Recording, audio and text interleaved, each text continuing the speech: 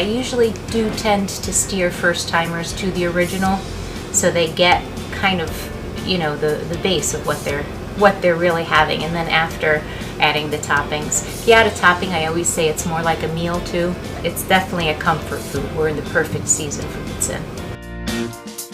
We do bacon jalapeno, we do pulled pork, chicken bacon ranch, bacon cheeseburger. So we've got something for everyone now.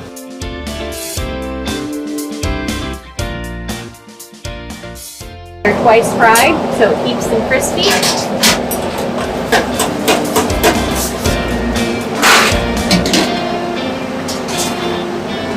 Always trying for the elusive perfect pour.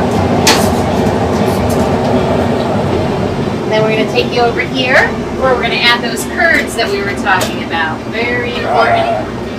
The fromage. And the gravy.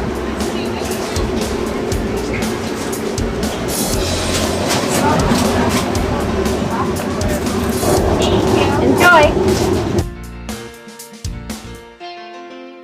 So good. Oh my god!